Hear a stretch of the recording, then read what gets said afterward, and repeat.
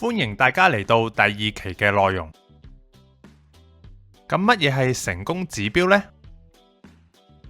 首先，成功指標係喺我嘅教學入面嘅專有名詞嚟嘅，唔係任何一位導師嘅手筆，純粹俾大家有系統同邏輯咁去了解唔同型號背後嘅需要啫。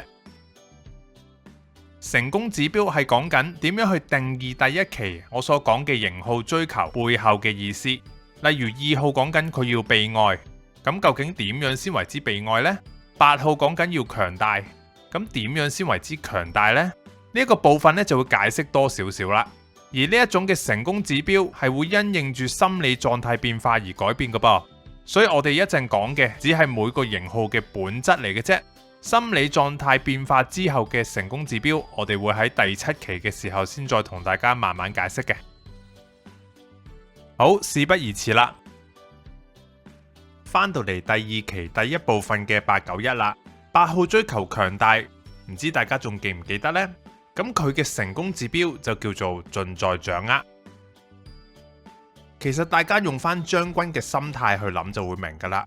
例如大家都會順服佢哋，當中都要通過一啲忠誠度嘅測試先可以證明到對方係咪真係已經俾我收服咗。例如我鬧你，你會唔會反抗呢？我背叛你，你會唔會不離不棄呢？再嚟就係學好多嘢，令自己識得多啲嘢，可以係管人嘅技巧啦，可以係投資、考試嘅策略，總之就係令自己可以喺任何挑戰嚟到嘅時候，都可以用呢一啲嘅知識去解決問題，甚至係作出反擊。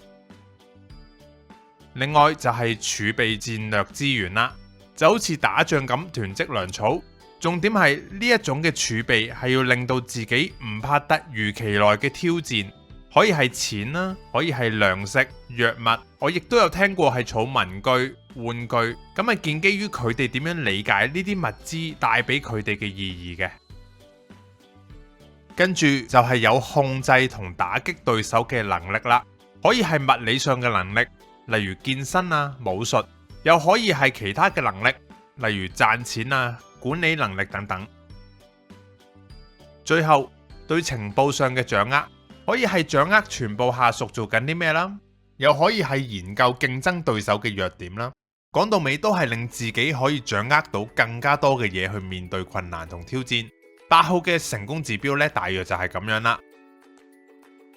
每一個型號會去做啲乜嘢嚟回應啱啱我講嘅成功指標呢？而呢一樣就係我哋一陣間會討論嘅行動策略啦。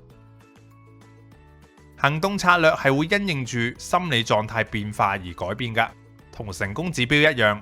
不過你諗下都合理啊，有乜可能成功指標唔同咗，行動嘅策略都仲係一樣先得噶？嚟到第2期第2部分891嘅部分啦。啱啱我哋提過8號係要盡在掌握噶嘛。佢哋嘅行動策略就係做一啲無極限嘅事啦。咁大家又用5秒鐘諗下，有啲乜嘢例子呢？將軍打仗會點樣做到盡呢？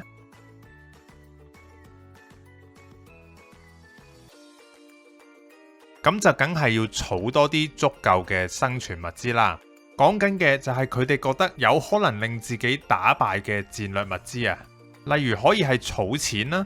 呢個係毋庸置疑最直接影響自己生存條件嘅物資嚟嘅，又可以係儲書啦、儲知識啊咁樣，等自己冇咁易喺知識層面上面俾人挑機。但反面嘅，亦都可以係喺打風之前儲過量嘅嘢食，搞到其他人冇得買，甚至極端啲就囤積到一大堆冇用嘅嘢，搞到成間屋變成垃圾屋咁樣。不過大家諗下，點解有一啲8號唔太會儲嘢嘅呢？5秒鐘諗下，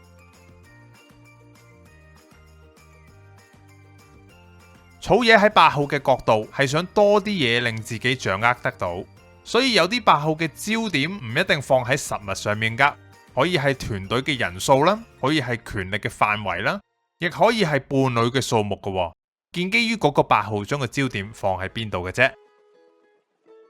跟住將軍仲可以去到盡咁去保護弱小，講緊嘅就係自己衝出嚟頂，你哋咁弱雞嘅企後面先，最後咧令到大家都臣服於佢，正面嘅就可以係負責任又親力親為嘅上司啦，又可以係敢於發聲嘅弱勢社群發言人。但反面嘅就可能係過分保護，令到啲仔女乜都唔識，乜都唔夠膽做，亦都可以過分咁招攬弱者嚟加入自己嘅團隊，搞到得返自己一個打得。不過大家又諗下啦，點解有一啲8號唔係太保護弱小嘅呢？5秒鐘諗下。保護弱小係源自於佢哋覺得自己弱小，保護佢哋就好似保護弱小嘅自己一樣。所以問題就係呢一個8號主觀覺得嗰啲人弱，定係嗰啲人客觀地真係弱呢？如果佢自覺自己弱小到完全揾唔到任何人比自己弱小，佢哋唔單止唔會保護嗰啲客觀上弱小嘅人，仲有可能會去挑戰啲弱者添，因為佢主觀覺得自己先係最弱嗰個啊！再嚟，將軍仲可以為咗去迎接挑戰而鍛煉自己嘅體能。我操 fit 啲，咪有料去迎接挑戰咯。正面嘅就可以去做健身嘅操練，亦可以去咗學唔同嘅武術。但反面嘅就可以係操到身體殘晒都唔停。極端嘅可以係打到自己斷手斷腳咁滯，都唔識得去休息噶噃。不過大家諗下，點解有一啲8號唔係太操練佢嘅體能呢？5秒鐘諗下。其實呢樣嘢好建基於佢覺得乜嘢先係真正嘅挑戰噶。有一啲8號可能會覺得食多啲嘢，有翻啲身形已經夠做噶啦。但有一啲呢，真係會覺得要操到自己好打得咁先夠噶噃。呢個就好受到佢哋以往嘅經歷影響啦。之後將軍仲可以挑戰強權同困難嚟得到掌控感噶噃。我贏咗咪證明我控制到你咯。正面嘅就可以係代表住弱勢社群去挑戰商家呢一啲嘅強權，亦都可以係做公司新業務嘅開荒牛。但反面就可能係四圍咁撩是鬥非、撩交打，亦都可以係黑社會入面打交吸毒，乜嘢冇人敢做嘅都做齊喎。不過大家諗下，點解有一啲8號唔係太挑戰強權同埋困難嘅呢？5秒鐘諗下。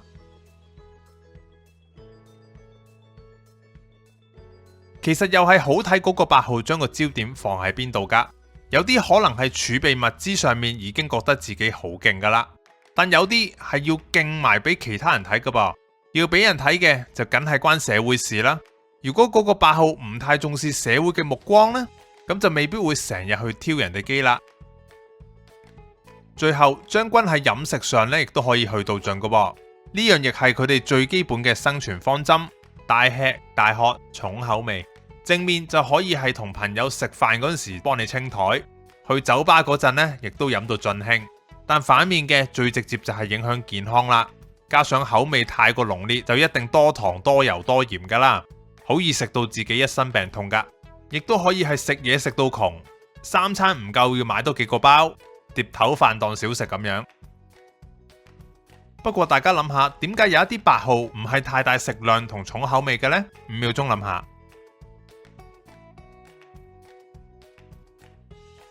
其實飲食呢啲基本嘅生存條件就每一個8號多多少少都有嘅，所以先成日話8號多數都會肥。不過亦都真係有一啲8號食得好少嘢嘅噃，例如家境真係好清貧，或者身體健康出現咗問題，亦都有一啲係刻意食少啲嘢減肥嘅8號都有嘅噃。不過佢哋好多時都會話唔中意自己呢種輕飄飄嘅身形噶。8號嘅行動策略呢，就去到呢度差唔多啦。大家記住，都係要揾翻行為背後嘅動機，先可以斷定佢係唔係8號喎。無論係儲備上、關係上、體能、社交、飲食，總之邊一方面都係會去到盡，令到所有嘢都有翻啲渣拿。所以唔好淨係見到人哋肥或者大食呢，就當咗佢係8號喎。補充資料，我哋又睇一睇坊間嘅一啲迷思同誤解咯噃。咁8號呢？佢哋成日都會俾人一種領袖嘅感覺，做開大佬嘅就會成日覺得自己係8號啦。咁唔做大佬嗰啲8號呢，又會唔認自己係8喎。事實上，8號做大佬係一個結果嚟噶，重點係班友仔真係搞唔掂，咁等我嚟啦。但你諗下，行動智慧要做領袖，就要面對好多突發嘅轉變，其實佢哋唔係咁容易做得到噶，好多時都係逼出嚟嘅。所以唔少8號都同我反映過，佢係唔中意做領袖噶，只係班友太唔掂啦，我焗做啦。